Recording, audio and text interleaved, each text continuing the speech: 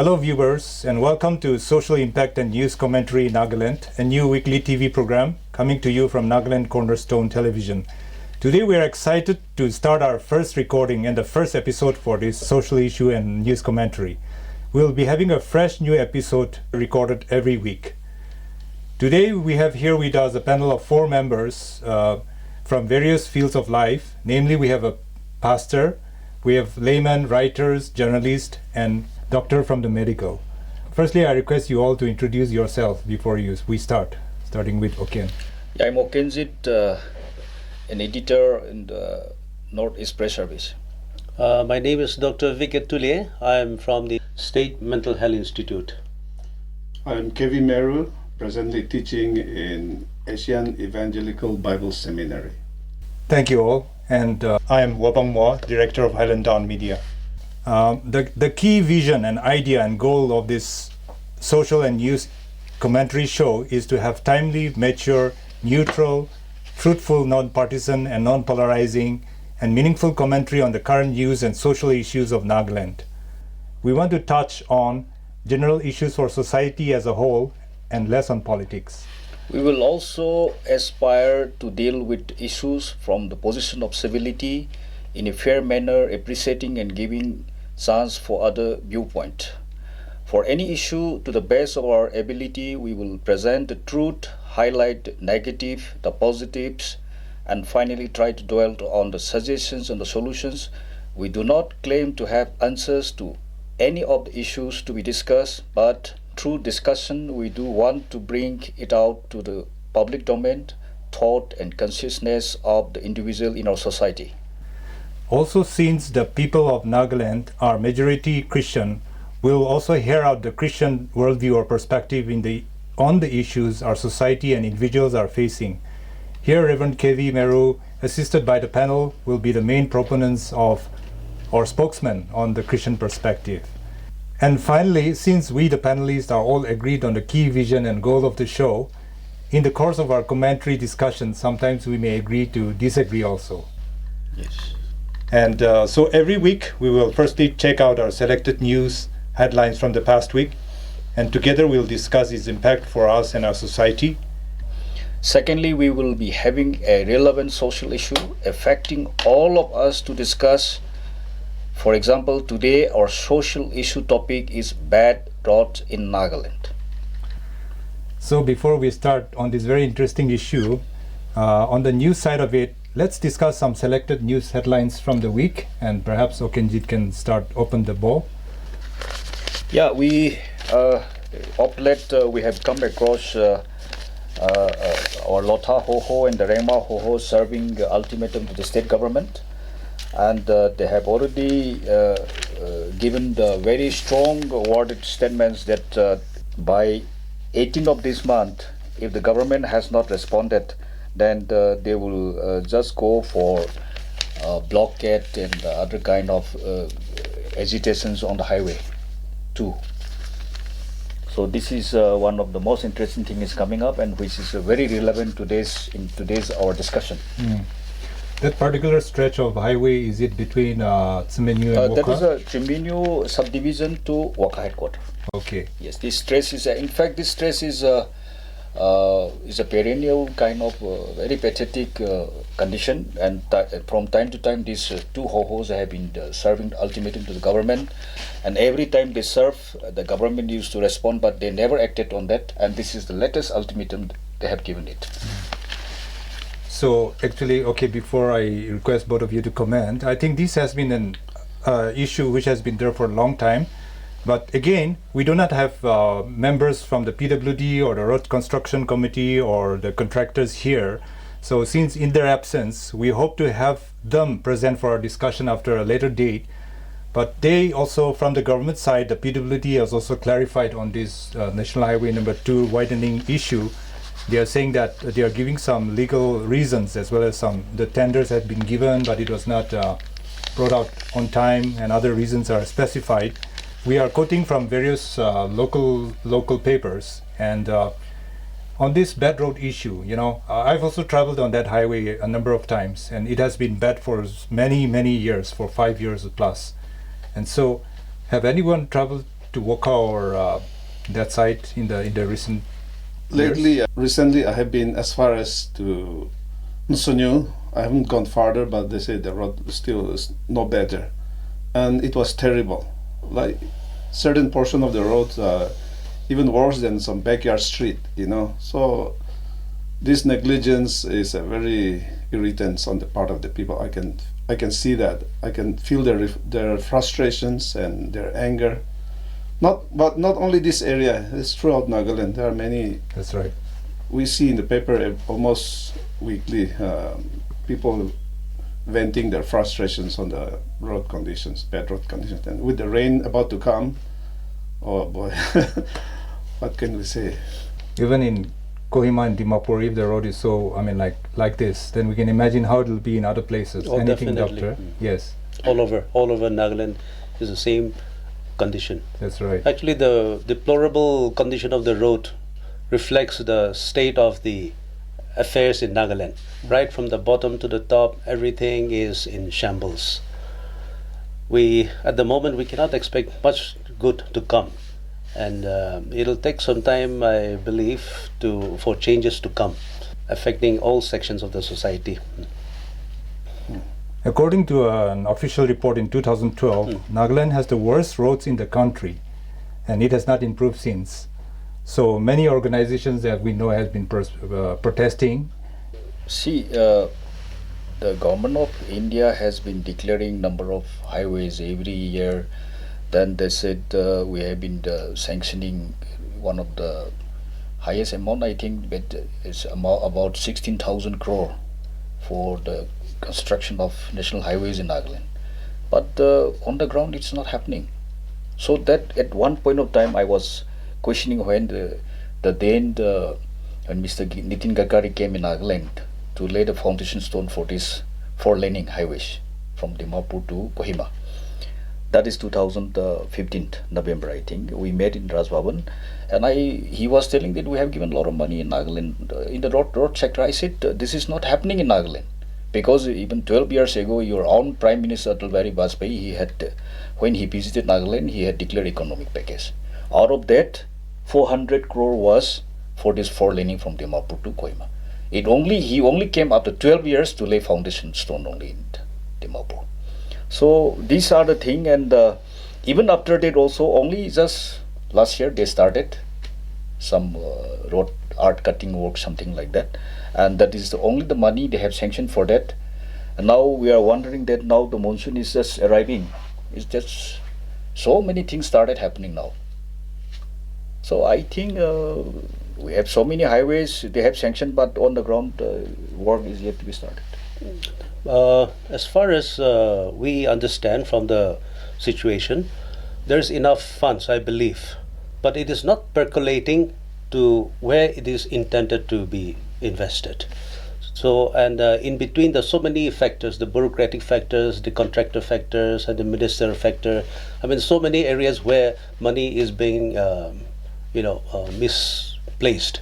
So I believe, and on top of that, we have a very indifferent, lackadaisical public who has become so used to the road condition that they don't even raise any hue or cry about the road conditions. I mean, when we have this kind of conditions prevailing, I don't think we can foresee much good roads in the near future. I think we have one very bad habit is we don't complain.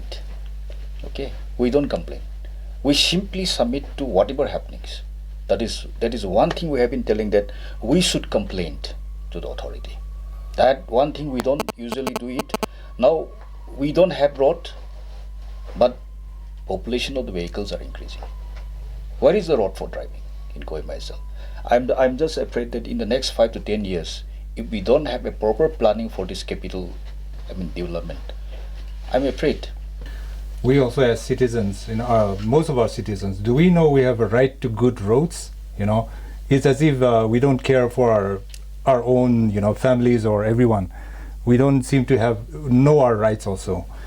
Just last year, the group of citizens came under the banner of Concerned Citizens of Nagaland, and they had, they raised an awareness on the issue as well as campaigned for good roads on the theme Good Roads, Citizens' Right. It's our right. They submitted the forum submitted memorandum to the governor, chief minister, and chief secretary, and all that. And that's I should say that's very good. We need more of those. But in order to support those like-minded people, what should we do further? How should we come out as individuals and members of the public? What should we do? In this respect, I think we need to have some NGOs that acts as a pressure group against the government, and that speaks on behalf of the sentiments of the public. And in this respect, I think ACOUT is a good beginning, which is now beginning to be visibly heard and making some impact in the present situation. Well, one positive in Nagaland is that I heard the network of roads are very good, connection here and there, but all just dug like that and nothing paved and top. And so that is one. And another point is that I think we're still experimenting with democracy. We don't know how to hold our representative, their feet to the fire, so to speak. And we don't have we're not exercising prosecutorial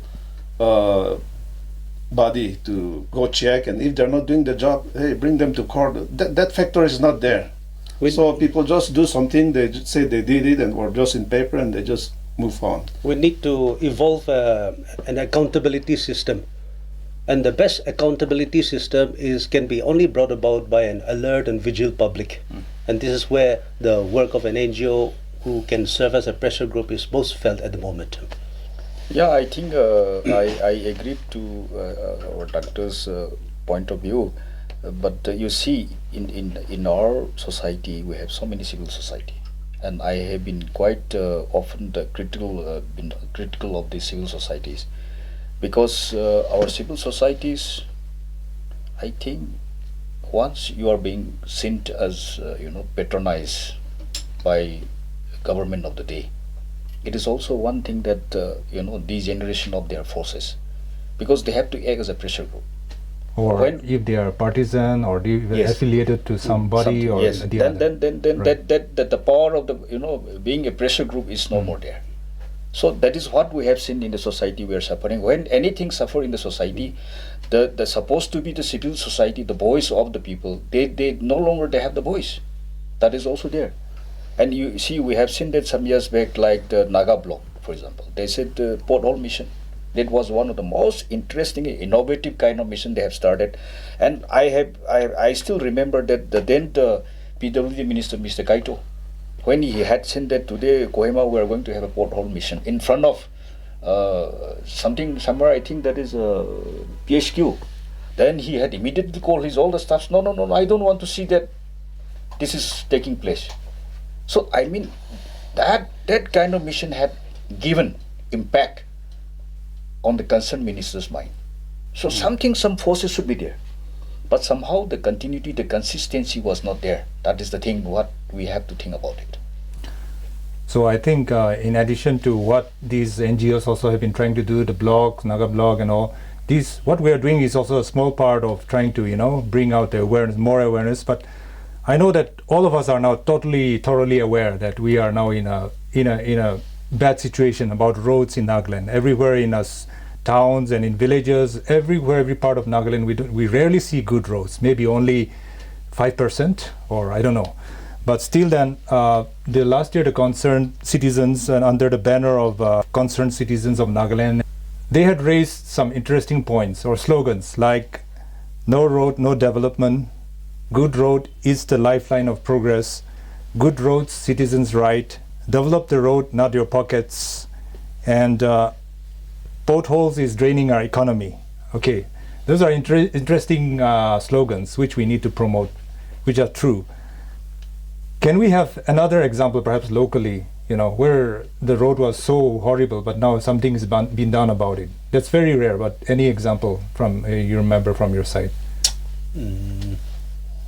Some stretches has been done, especially between Tinpati to Don Bosco That's Junction, right. That's right. which much to the relief of the public. One lane, That's right. just enough to cover one lane. Yeah. So many years it had been. Yes, for almost 7-8 Pestering. years it was neglected, but now it has been done. And Do you know why it has been done now?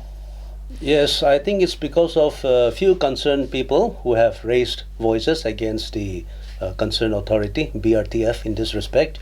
And maybe because of that, they acted and have made. I think supplementing to this point, Yeah. you see, just I think maybe 1 year or 2 years back, Angami Youth Organization, they have just come out and had served ultimatum to the government. That time, dear Delang was the chief minister. You see, Kohima capital, that is what we have been traveling Delhi. We have been traveling off and on Delhi, and even the chief minister himself is coming out from there, going out to his, any meeting taking place. And when Angami youth organizations come out strongly about this one, and very systematically they said that you yourself have been traveling. And if you are comfortable and satisfied, that is up to you. Something like that. The chief minister called emergency meeting, and immediately they have done something, some work. I think we need somebody, some pressure group. And as we have been discussing, like you have been, we are sharing here, we need a pressure group, a concerned citizen or any kind of group should come out. Otherwise, if we leave everything to the government, I don't think that they will take place this. Anything. Going further back, Yes. what I heard was, I was not here in Kohima at that time. People at Kitsubozu, they keep requesting the government to do something. The road was so bad, so they decided to block the road. They won't let anybody travel there except their own people there. So that led from the previous administration. So that led the government, forced the government to do something about it. So for a while the road is very good, but it's cracking up again. So that's the situation. Look, talking of Kohima, let me just start with a point that irritates and amuses at the same time. I've been mentioning this to people. Every day I see this, I feel like, is Nagaland government this week, right there at the junction, in the heart of Kohima, TCP gate. Right there is some beautiful cemetery. All outsiders go there to see. Manipur, all the Manipur vehicles comes, offices, so it's a center of traffic. Right there is a big pothole here, not that big. And what I noticed was during the Hornbill Festival last year, the areas, the Raja Point, some of you will know, the Raja Point areas, the potholes were so deep, it was covered, but that was not covered. Right, that one is still to this day, it's there, and sometimes I wonder if the people care, or maybe the ministers, they don't see it because they're traveling in style, they just by emergency signals and they move on. But that's still there, so that signifies something of our weakness, even right here in the city. And I was even thinking, why doesn't even Kohima Municipal Council to cover that? It'll take maybe 3,000 rupees. Just cover that up. That says something about our people here. Actually, in Kohima. your very point reveals one very deep weakness in our society, that is lack of social responsibility. We seem to have become very irresponsible towards what we are supposed to be doing. That is one big weakness in our society, lack of social responsibility. So why should there be lack of social responsibility? All of us as individuals, we are concerned for our lives and the way we live, our environment, our roads, and our health especially we need to be very concerned about. But instead of being concerned about important things, are we being sidetracked by media and by other sources of entertainment or mobile, all this sort of thing? And we are, lost in a dream world. Are we in that way? Or why is it, this is a question which I feel we need to raise, because all of us are concerned about the reality of our lives.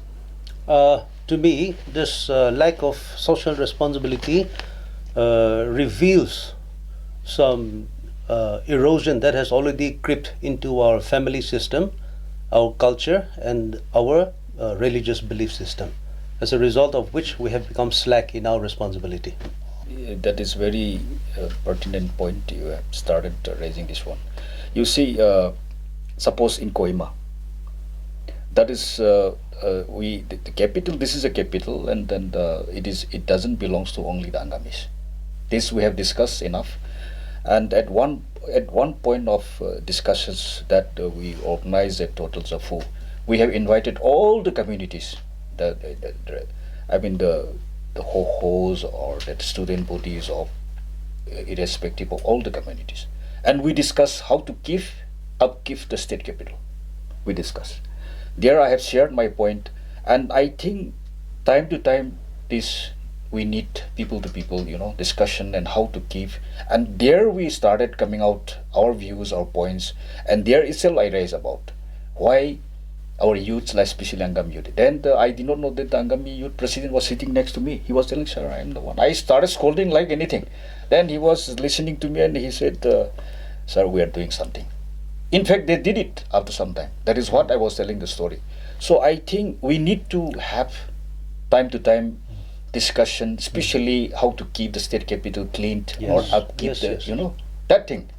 That is very important. Then we can come out how to go about. Why the government is not doing, why government is negligent. Now so many things is there. That is the point I think, I feel that is, we should have time to time interaction. Well, Yes. one creative idea that was implemented was in Dimapur Municipal Council. Whether my writing contributed to it or not, that I don't know. But I wrote an article about road conditions, maybe almost 2 years ago. Cannot trace the time. I gave a suggestion that within the city limit, why don't the government allow the city authorities certain areas to extract toll fee from the vehicles? Yes. Use that for the purpose of clearing up or just paving some of the areas that needed much attention. After some time, that started.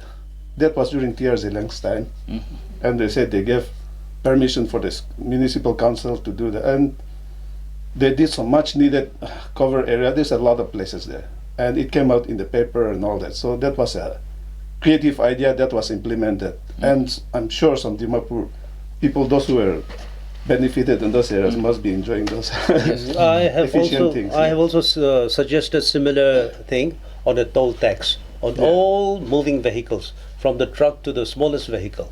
Everything is subjected to wear and tear. So you use the road, it wears off. Yes, but yes, the yes. car owner also is responsible for the wear and tear. So he has to be responsible to its maintenance and upkeep. So to do that, the government must exact some toll tax on all vehicles. So with this, we can generate a few crores, and with that money, we can maintain our roads. This was my suggestion too. So that could start with a new 4-lane highway, perhaps. At least, I would like to take the time for us to listen to some quotes, interesting quotes from social media, from Facebook. Like one interesting quote is, "Why is the grass greener on the other side? It's because the potholes are smaller on the other side."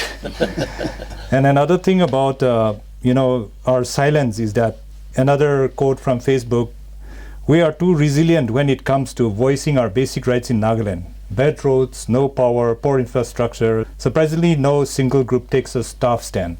Any government in the world would love to have such contented citizens, quiet citizens." Well, these citizens ask for nothing except for government jobs. So, Great. any other point perhaps relating to that you would like to bring up? Well, I was thinking about the sceneries in Nagaland. It's very beautiful. It's really beautiful. You go to certain strategic points, you see it's so beautiful. But when you start running on the road, that's when it kills your spirit. So the scripture says, righteousness exalts a nation. Righteousness is not confined to church activities, going to church and all that. It has to do with character. People, even in government, people in business, contractors and all this, knowing the responsibility and doing what is right. I think if they implement that, the nature, they're praising God and they're exalting God, but our road conditions, they're not praising God. They're not bringing righteousness. They're not exalting the society. We see like something is wrong here. Are these people not Christians who are doing these things? Exactly. So that question comes up from a church point of view. A lot of Christians and non-Christians, Christian friends also, they come and say, this does not look like the land of the Christians. A lot of people, they say that when they travel through bad roads, they have bad feeling towards that community of that area. They say, why is it because they are corrupted, or as if there's something wrong with the people themselves. So that is something which is, we apologize to outsiders for our bad roads. We have to when our friends come in. They'll be too polite to say anything on that, what I'm feeling. But tourists come with great enthusiasm and they see our road. I think something puts them down there in that. Exactly. And also, I see it this way: something is amiss in our preaching in the pulpit today in every church. Sadly, the Christian principles of integrity, honesty are not being taught. Something else, which is more pleasing to the ears, is being taught. So, if these principles are not being taught in the pulpit, how do you expect Christian values to get instilled into society? So I believe if we want to experience some change, it must start from the church first. Yes, No, Reverend. as they say, now we're living in a global village. Everyone can move to any place from the end of the world to another place. So we have many Westerners coming. They're used to very good roads. So that's something. Recently, I was away for about 3 months or so. When I came back, just coming from Dimapur to Kohima, I was just, okay, today I'll think like a foreigner. So I was thinking like that and said, maybe there is no government in Nagaland. I thought, even that far, I thought, no government in Nagaland. The roads are so terrible, you know. So that far, if I myself, who has been living here, went away for a few months and come back and can have that kind of feeling, you know, just imagine the horror they feel. Yeah. Before Our hospitality is good, but That's our right, quality exactly. of work is That's what- not there. A lot of Before you outsiders. travel anywhere to any parts of Nagaland, you must pray, Father, into thy hands I commit my spirit. And my back. Okay, some few quotes here again, which I and Ken will share. It says locally, there's the quintessential Naga from the social media. It says, good roads are absolutely vital for a flourishing economy. Good roads save time and money. Good roads reflect the level of development achieved. Good roads can save precious life. And Ken, you can continue.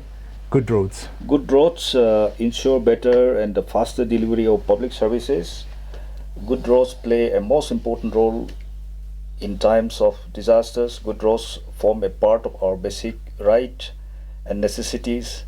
In a landlocked state like Nagaland, roads are about the only means of traveling and transport. Those are a few quotes from the social media blogs. And again, I would want to stress again, we don't have the people from the government, the PWD department or contractors here. But we know that PWD minister has also released, some reasons on why the roads have been bad, and there are valid reasons, besides the nature of the climate, landslides, or the nature of having to give out a legal tender, all these things. But again, we do need to hear both sides of the issue, both sides of the argument. But finally, before we end, any last notes before I read out another quote? Concerning our roads, I know the government have problems there, but also we need to address these tax issues. We will not name them, but they demand huge tax, and if the contractor has to make a little profit too, because he's feeding his family. He's not a voluntary worker. Nobody can be asked to do that, this kind of activity. So there are layers of taxes. The politician takes some, the bureaucrats, and the several layers of. By the time it reaches his hands, it's so thin. Sometimes I heard that the road should be technically several inches, right? Thick. Yes, true. But we say in Nagaland many roads are just sukaruti thin. They know Exactly. sukaruti, right? But I said, wait. Let's be a little more generous. Maybe it's paratha thin, slightly thicker, right? So this is what we have. When some big shots are coming, we clear the road, but after they're gone, one season and then all cracked up. Exactly. So that's the pathetic situation we're facing. Precisely because of this pilferage system, right from the top to the bottom, quality has been seriously compromised. And that's what we have. True. So whether it's sukaruti thin or paratha thick, we hope for the best, but we also need to demand for the best. I want to share a relevant quote from Bertolt Brecht. It says, "The worst illiterate is the political illiterate. He hears nothing, sees nothing, takes no part in political life. He doesn't seem to know that the little cost of living, the cost price of beans, of rent, of medicines, all depend on political decisions. He even prides himself on his political ignorance and says he hates politics. And he doesn't know that from his political non-participation comes the prostitute, the abandoned child, the robber, and worst of all, corrupt officials, the lackeys of exploitive multinational corporation, unquote. So anyway, this is just a quote. And as I said, we are discussing more on general issues, not on political issues.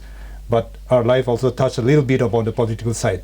So thank you all for sharing today. And thank you. We'll be discussing our next episode very soon. Thank you. Thank you. God bless.